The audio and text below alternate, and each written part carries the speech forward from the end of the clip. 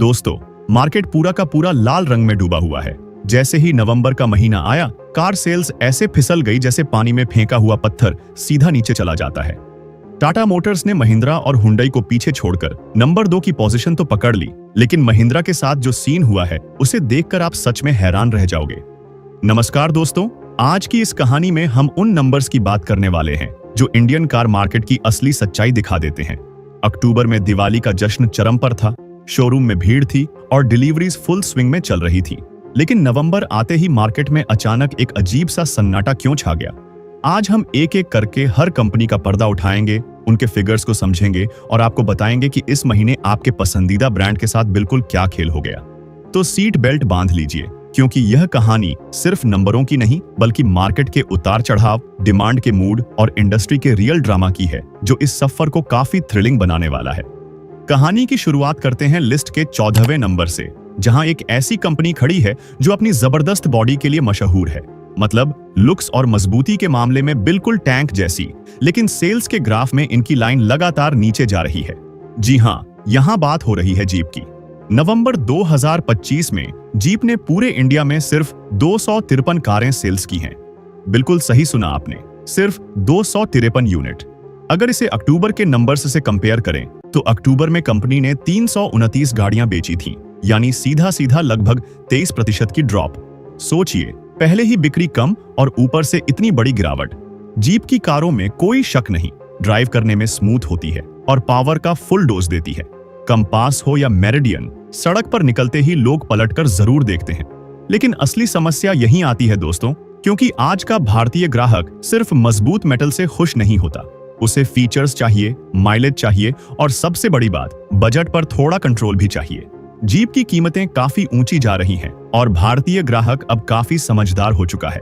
वह हर रुपए का पूरा वैल्यू चाहता है। इसी वजह से जीप का गेम थोड़ा भारी पड़ रहा है। चलिए अब गियर बदलते हैं और अगले नंबर की तरफ बढ़ते हैं। 13वें नंबर पर खड़ी है फ्रांस की कंपनी सिट्रोएन, और इनकी कहानी थोड़ी अलग और थोड़ी कंफ्यूजिंग लगती है। नवंबर में सिट्रोएन ने टोटल 1224 कारें बेची हैं, जबकि अक्टूबर में यह संख्या 1426 थी। यहां भी ग्राफ में लाल सिग्नल जल रहा है, लगभग 14% की गिरावट के साथ। सिट्रोएन की सबसे बड़ी कमजोरी यही रही है कि उन्होंने इंडियन मार्केट को थोड़ा हल्के में ले लिया।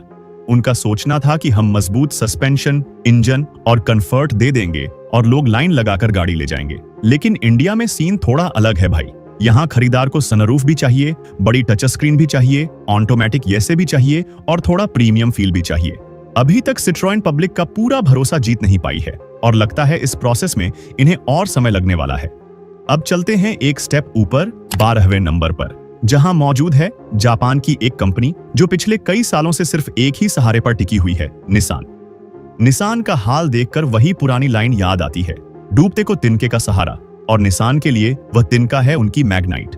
नवंबर के महीने में निसान ने सिर्फ 1908 गाड़ियां बेची हैं, यानी 2000 का आंकड़ा भी पार नहीं हो पाया। अक्टूबर में यह बिक्री 2615 यूनिट थी, मतलब सीधा सीधा लगभग 27% की भारी गिरावट, जो किसी भी ब्रांड के लिए एक बड़ा झटका होता है। निसान की असली समस्या यह है कि जब आप शोरूम में जाते हो तो देखने के लिए ज्यादा कुछ होता ही नहीं। एक कोने में सिर्फ मैग्नाइट खड़ी मिलती है। अब ग्राहक कब तक एक ही गाड़ी को बार बार देखे? कंपनी ने मैग्नाइट का नया अवतार भी लॉन्च किया है, लेकिन उसका असर भी सेल्स के नंबर्स में अभी तक साफ तौर पर नजर नहीं आ रहा। चलिए कहानी को आगे बढ़ाते हैं और अगले नंबर की तरफ चलते। 11वें नंबर पर आती है वह कंपनी जिसे लोग जर्मन इंजीनियरिंग का असली नाम मानते हैं, फॉक्सवैगन। रोड पर जब फॉक्सवैगन की गाड़ी चलती है तो उसका स्वैग अलग ही फील देता है, लेकिन सेल्स के नंबर्स में वही स्वैग कहीं खोसा गया है। नवंबर में फॉक्सवैगन ने कुल 3342 कारें बेची हैं, जबकि पिछले महीने यह आंकड़ा 4048 के आसपास था। यहां भी लगभग 17% की गिरावट देखने को मिलती है। फॉक्सवैगन की टाइगुन और वर्टस दोनों ही सॉलिड और अच्छी तरह से बनी हुई गाड़ियां हैं, इस बात में कोई शक नहीं। ड्राइव करते वक्त जो कॉन्फिडेंस मिलता है वह बिल्कुल अलग लेवल का होता है और सेफ्टी के मामले में भी ये कारें टॉप क्लास हैं। लेकिन समस्या यह है कि अब ये मॉडल थोड़े पुराने लगने लगे हैं। बाजार में नए प्लेयर्स आ चुके हैं, नए फीचर्स आ गए हैं और फॉक्सवैगन अभी भी अपनी पुरानी स्पीड से ही चल रही है। इंडिया में ग्राहक का मूड थोड़ा अलग होता है। हर 6 महीने में उसे कुछ नया चाहिए, कोई नया फीचर, कोई नया अपडेट। फॉक्सवैगन को अब अपनी रणनीति पर दोबारा सोचना पड़ेगा, क्योंकि सिर्फ मजबूत बिल्ड का लेबल लगाकर आज के समय में सेल्स बढ़ाना मुश्किल हो गया है। लोगों को अब सेफ्टी के साथ साथ मॉडर्न फीचर्स का कॉम्बिनेशन भी चाहिए। अब चलते हैं कहानी के 10वें नंबर पर, जहां मौजूद है एक और फ्रेंच ब्रांड जो कभी इंडियन मार्केट में अपना दबदबा रखता था, रेनॉल्ट। एक टाइम था जब रेनॉल्ट का नाम सुनते ही मार्केट में एक्साइटमेंट आ जाती थी। नवंबर में रेनॉल्ट ने 3662 गाड़ियां बेची हैं, जबकि अक्टूबर में यह संख्या 4672 थी। यहां भी सीधा सीधा 21% की बड़ी गिरावट नजर आती है। रेनॉल्ट की सबसे बड़ी समस्या यह है कि उनकी करंट लाइनअप अब थोड़ी पुरानी लगने लगी है। क्विड, ट्राइबर और काइगर जब लॉन्च हुई थी तब इन्होंने मारुति की नींद उड़ा दी थी, लेकिन अब मारुति और टाटा दोनों काफी आगे निकल चुके हैं। रेनॉल्ट के पास फिलहाल कोई नई बड़ी और मजबूत पेशकश नहीं है। डस्टर की वापसी की बातें जरूर हो रही हैं, मार्केट में थोड़ी हाइप भी बनी हुई है, लेकिन वह कब लॉन्च होगी इस पर कोई साफ तस्वीर नहीं है। और जब तक डस्टर वापस नहीं आती, रेनॉल्ट के लिए 34,000 के सेल्स नंबर को क्रॉस करना भी एक बड़ा चैलेंज बना रहेगा। अब हम आ चुके हैं 9वें नंबर पर, जहां मौजूद है वह ब्रांड जिसके इंजन की कसम लोग सालों से खाते आए हैं। इंजन हो तो होंडा जैसा। यह लाइन लगभग हर कार लवर के दिमाग में फिट बैठी हुई है। होंडा का नाम आते ही आंखों के सामने तुरंत होंडा सिटी की तस्वीर आ जाती है। लेकिन अफसोस दोस्तों, सच्चाई यह है कि सेडान का दौर धीरे धीरे फीका पड़ता जा रहा है। आज के बाजार पर एसयूवी का नशा छाया हुआ है। नवंबर के महीने में होंडा ने कुल 5204 गाड़ियां बेची हैं, जबकि अक्टूबर में यह संख्या 6394 थी, यानी लगभग 18% की गिरावट। होंडा ने अपनी नई एसयूवी एलिवेट से काफी उम्मीदें लगा रखी थीं। शुरुआत में एलिवेट ने थोड़ा बज भी बनाया, लोग शोरूम तक पहुंचने लगे, लेकिन अब ऐसा लग रहा है जैसे उसका जोश भी धीरे धीरे ठंडा पड़ रहा हो। होंडा की सबसे बड़ी समस्या यही रही है कि यह कंपनी अक्सर समय के साथ चलने में थोड़ी देर कर देती है। जब दुनिया टर्बो इंजन और सीएनजी ऑप्शन की बात कर रही थी, तब होंडा सिर्फ पेट्रोल पर ही टिकी हुई थी। और जब आज दुनिया इलेक्ट्रिक की तरफ भाग रही है, तो होंडा हाइब्रिड के चक्कर में अटकी हुई नजर आती है। पूरे इंडिया में सिर्फ 5000 के आसपास गाड़ियां बेचना होंडा जैसे लेजेंडरी नाम के लिए एक वार्निंग बेल है। अगर एलिवेट की बिक्री में और गिरावट आती रही तो होंडा के लिए भारतीय बाजार में सरवाइव करना काफी मुश्किल हो सकता है। अब कहानी आगे बढ़ाते हुए हम पहुंचते हैं 8वें नंबर पर, और यहाँ के आंकड़े देखकर सच में पैरों तले जमीन खिसक जाती है। यहाँ बैठी है स्कोडा।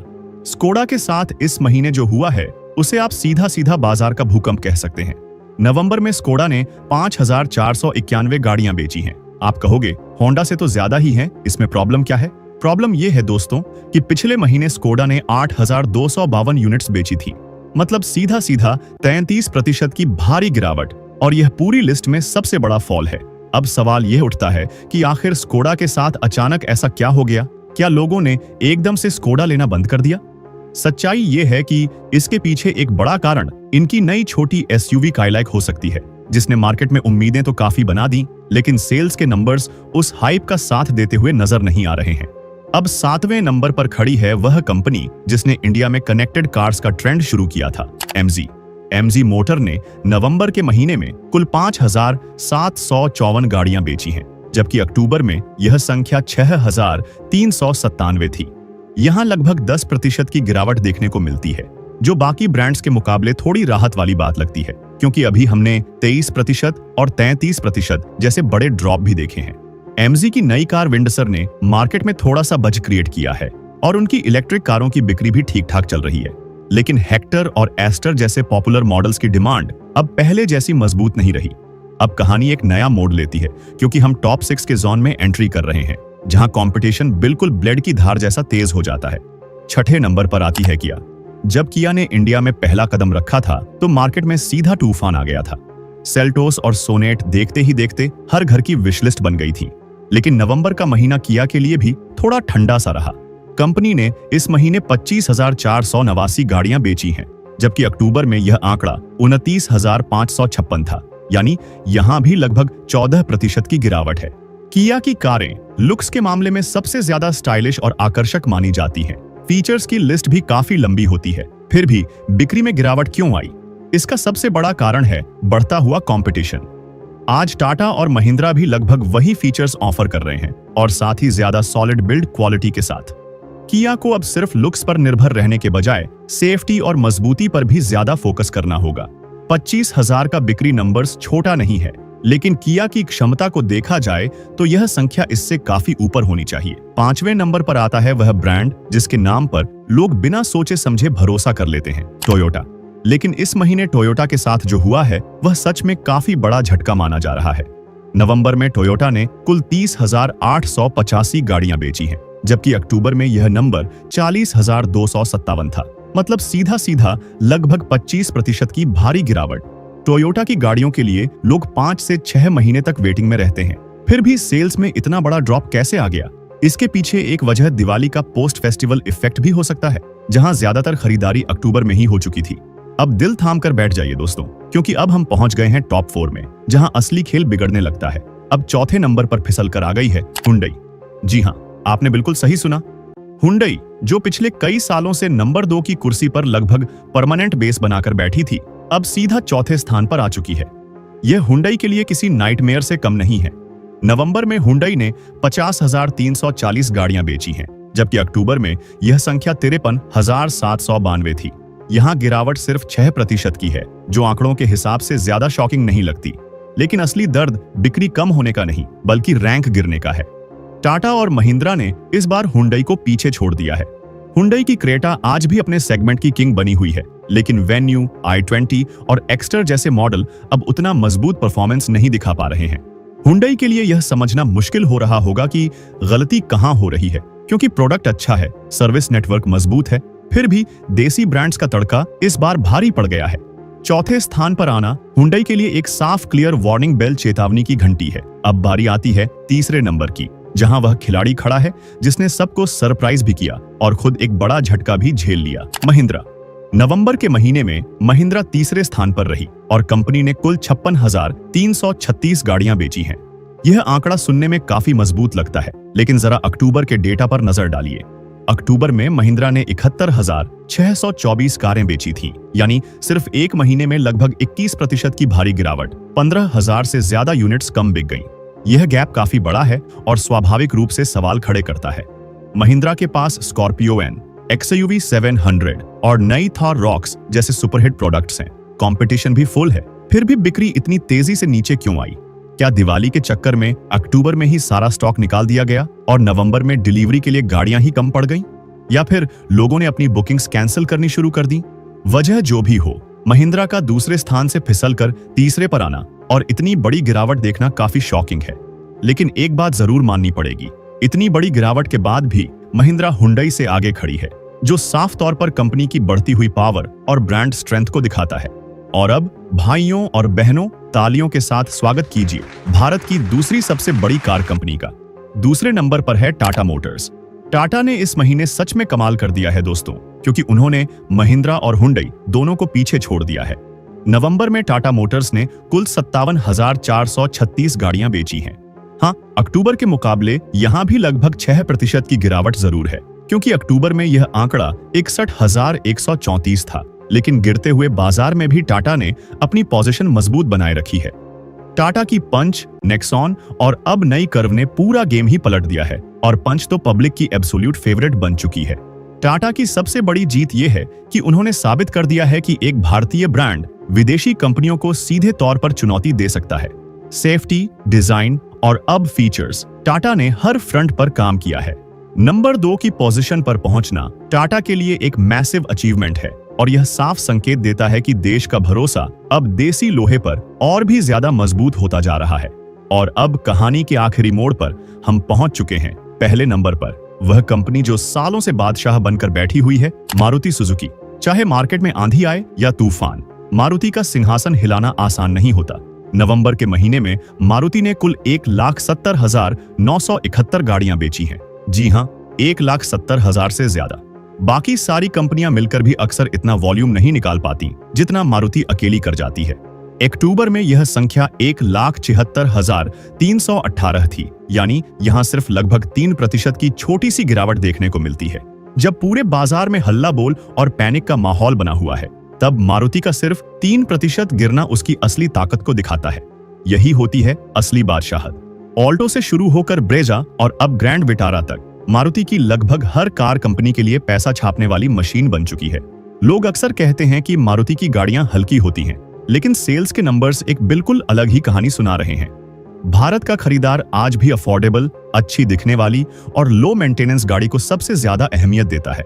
मजबूत सर्विस नेटवर्क और बेस्ट इन क्लास माइलेज के दम पर मारुति आज भी अपने कॉम्पिटिटर्स से कई कदम आगे चल रही है। मारुति के सिर पर नंबर 1 का यह ताज आने वाले कई सालों तक कोई भी छीन पाना मुश्किल ही लगता है। तो दोस्तों, यह था नवंबर 2025 का पूरा कच्चा चिट्ठा।